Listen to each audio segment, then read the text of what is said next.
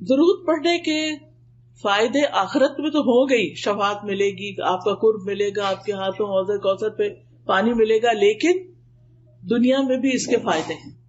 اور یہ تجربہ شدہ بات ہے کہ جس کی زندگی میں مشکلات آ جائیں، جس کی زندگی میں پریشانیاں آ جائیں، وہ درود شریف کی کثرت کر دے.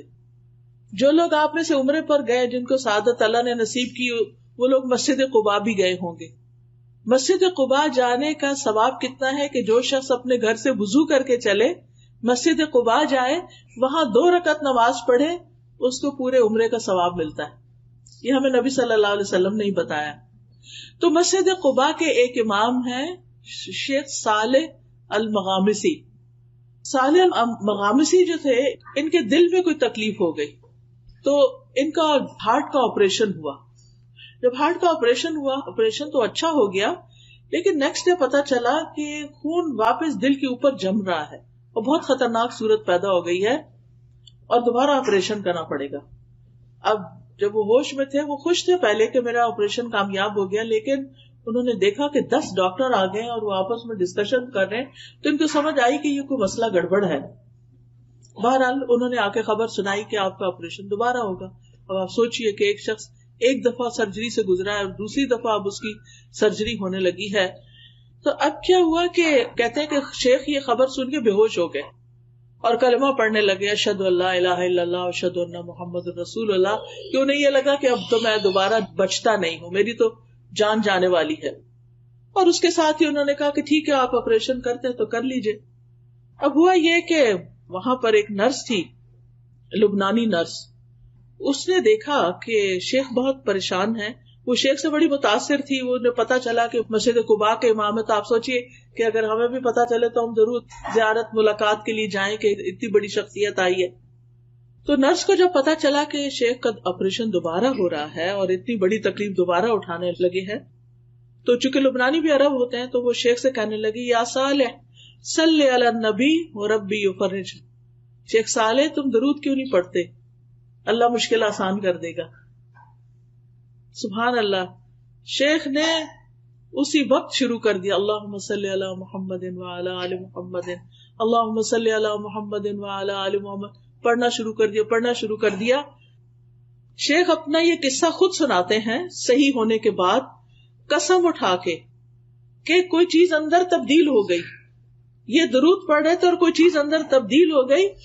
اور جو میرے آپریشن کے لیے سارا تیاری کر کے رکھی ہوئی تھی، وہ دھری کی دھری رہ گئی. یعنی کہ اینڈ میں دوبارہ انہوں نے جب ہارٹ کو سکین کیا ہوگا یا جو بھی اللہ جانے کیا، جب انہوں نے الٹرا ساؤنڈ کی اسکرین دیکھی تو حیران ہو گئے کہ یہ تو سب کچھ ٹھیک ہو گیا ہے، سب تبدیل ہو گیا ہے اندر، تب ضرورت نہیں رہی. اور شیخ اس وقت پھر رونا شروع ہو گئے کہ یہ درود شریف کی برکت سے ہوا. تو آپ دیکھیے کہ یہ کسی عام انسان کا قصہ نہیں ہے.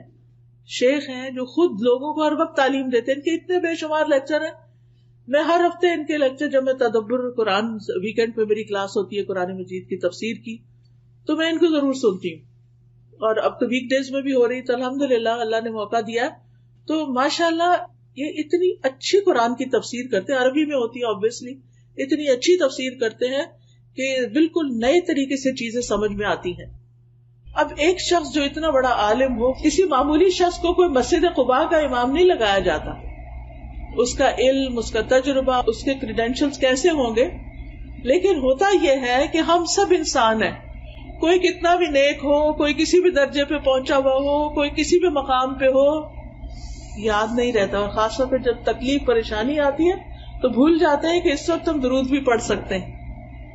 تو اس وقت ہو سکتا ہے کہ ایک بالکل عام شخص جس کے پاس بہت نالج نہ ہو، لیکن اس نے ایک چیز پکڑی ہوئی ہو علم کی اور اس پر عمل کرنے والا ہو سکتا ہے وہ نرس خود بہت پڑھتی ہو. تو جو شخص خود کوئی چیز کرتا ہے، جب وہ کچھ کہتا ہے تو اس کے کہنے کا اثر بھی اور ہوتا ہے، اور پھر دوسرے پہ جو اثر ہوتا ہے اور دوسرا جب وہ کام کرتا ہے اس کو بھی فائدہ ہوتا ہے. کیونکہ نیک عمل کی برکتیں بہت ہوتی. وہ خاتون نے کا کہنا اور شیخ کا پڑھنا اور یہ سب چینج ہونا، اور انہوں نے واقعہ بیان کیا اور قسم کھا کے بتایا کہ یہ بالکل سچا واقعہ ہے. تو اس سے یہ پتہ چلتا ہے کہ ہم میں سے ہر ایک کو اپنی زندگی میں درود شریف کی کثرت کر دینی چاہیے. اور خاص طور پر جمعے کے دن جو ہے وہ آپ صلی اللہ علیہ وسلم نے خود حکم دیا ہے کہ جمعے کے دن یعنی جمعے کی رات سے ہی شروع ہو جائے. جمعرات کا دن جب اینڈ ہوتا ہے اور مغرب ہو جاتی ہے تو جمعہ شروع ہو جاتا ہے.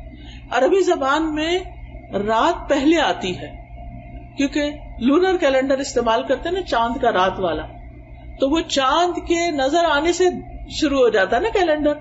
یعنی جس وقت چاند نظر آئے مہینہ شروع ہو گیا، رمضان شروع ہو گیا، آپ روزے سے پہلے ہی تراویح شروع کر دیتے ہیں. لیکن جو دوسرا کیلنڈر ہے ہمارا شمسی کیلنڈر، چونکہ ہم سورج کے ساتھ وہ سب کرتے ہیں تو وہ ہمارا دن سے کیلنڈر شروع ہوتا ہے، ان کا رات سے شروع ہوتا ہے. تو جتنا بھی عربی میں رات کا ذکر پہلے آتا ہے. تو جب رات ہو جائے یعنی کہ جمعرات ختم ہو اور جمعے کی رات شروع ہو جائے تو درود کی کثرت شروع کر دیا کریں. اللہ ہم سب کو توفیق عطا فرمائے، کیونکہ نبی صلی اللہ علیہ وسلم کا نام سنتے ہی ہمیں پڑھنا چاہیے، نماز میں پڑھنا چاہیے، دعا سے پہلے پڑھنا چاہیے، کسی مجلس میں بیٹھے ہو تو پڑھنا چاہیے. رسول اللہ صلی اللہ علیہ وسلم نے فرمایا جو لوگ کسی جگہ پر مجلس کریں، یعنی کوئی سوشل گیدرنگ بھی ہے لیکن اس میں اللہ کا ذکر نہ کریں اور نہ اپنے نبی پر درود بھیجیں تو وہ ان کے لیے نقصان کا باعث ہوگی. اللہ چاہے تو اس میں اگر کوئی ایسی چیز ہوئی تو اس پہ انہیں پکڑ سکتا ہے، چاہے تو انہیں بخش بھی دے. اسی طرح جو لوگ کسی مجلس میں بیٹھیں اور وہاں وہ اللہ کا ذکر نہ کریں اور درود نہ پڑھیں تو وہ مجلس قیامت کے دن ان کے لیے حسرت کا باعث ہوگی.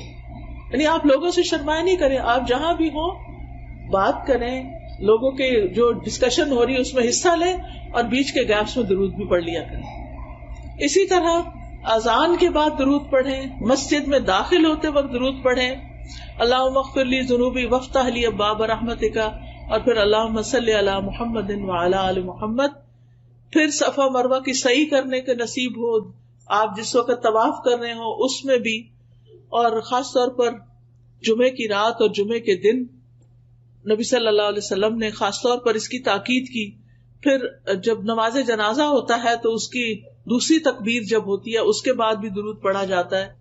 قنوت نازلہ میں پھر نبی صلی اللہ علیہ وسلم کا نام لکھتے وقت صلی اللہ علیہ وسلم لکھنا چاہیے، اور ہر وقت چلتے پھرتے، کھانا پکاتے، اٹھتے بیٹھتے، لیٹتے، رات کو سوتے وقت آپ درود پڑھتے پڑھتے سو جائیں، رحمتیں آ رہی ہیں آپ کی اور آپ نیند کی آغوش میں چلے جائیں.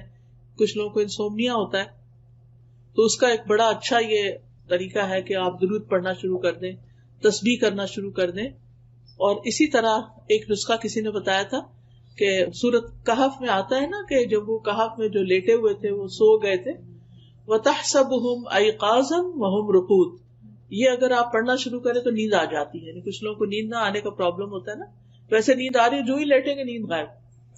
تو درود شریف لمبے سے لمبا بھی آپ پڑھ سکتے ہیں جس کو درود ابراہیمی کہتے ہیں، اور چھوٹے سے چھوٹا بھی پڑھ سکتے ہیں، صلی اللہ علیہ وسلم، اللہم صلی علی محمد، اللہم صلی علی محمد وعلی آل محمد، اللہم صلی علی محمد النبی الامی وعلی آل محمد.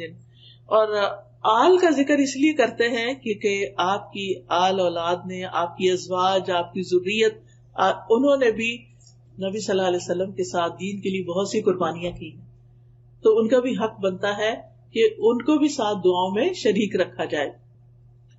اور پھر آپ دیکھیے کہ نبی صلی اللہ علیہ وسلم پر سلام بھی بھیجنا چاہیے، اور یہ ہم خاص طور پر جب اتحیات پڑھتے ہیں تو اس میں سلام آتا ہے، السلام علیکہ ایھا النبی ورحمۃ اللہ وبرکاتہ، السلام علینا وعلی عباد اللہ الصالحین. اور جب ہم اللہم صلی وسلم کہتے ہیں نا، سلم، تو یہ سلام ہوتا ہے. تو یہ والا درود جب آپ پڑھتے ہیں نا، اللہم صلی وسلم وبارک علی نبینا محمد، تو یہ بہت جامع سے الفاظ ہیں اور اس میں درود اور سلام سبھی کچھ آ جاتا ہے. فرشتے ہمارا سلام بھی نبی صلی اللہ علیہ وسلم کو پہنچا دیتے ہیں. تو بہرحال کرنے کا کام یہ ہے کہ ہمیں نبی صلی اللہ علیہ وسلم پر کثرت سے درود و سلام پڑھنا چاہیے، خصوصاً جمعے کے دن، اور پھر دعائیں مانگنے سے پہلے، اور پھر غم، دکھ، ڈپریشن، پریشانی، ان چیزوں سے بچنے کے لیے، بچوں کی ہدایت اور اصلاح کے لیے، اور اللہ تعالیٰ کی فوری رحمت حاصل کرنے کے لیے آذان سننے کے بعد. اور پھر یہ ہے کہ جو درود آپ نے خود پڑھا اور ہمیں سکھایا اس کو پریفرنس دیں، اس کو فضیلت دیں. بعض لوگ وہ درود نہیں پڑھتے، اپنے خود سے بنائے ہوئے جو ہیں ان کے پیچھے لگ جاتے ہیں اور ان کی خود ہی فضیلت بنا لیتے ہیں. تو ہم پر کوئی وحی تو نہیں آتی نا کہ ہمیں پتا چلے کہ کیا زیادہ بہتر ہے. تو وحی کے ذریعے نبی صلی اللہ علیہ وسلم نے ہمیں جو درود بتائے ہیں ان کی پابندی ضروری ہے. اللہ سبحانہ تعالی ہمیں توفیق عطا فرمائے. سبحانک اللہم و بحمدک، اشہد ان لا الہ الا انت، استغفرک و اتوب الیک. السلام علیکم و رحمۃ اللہ وبرکاتہ.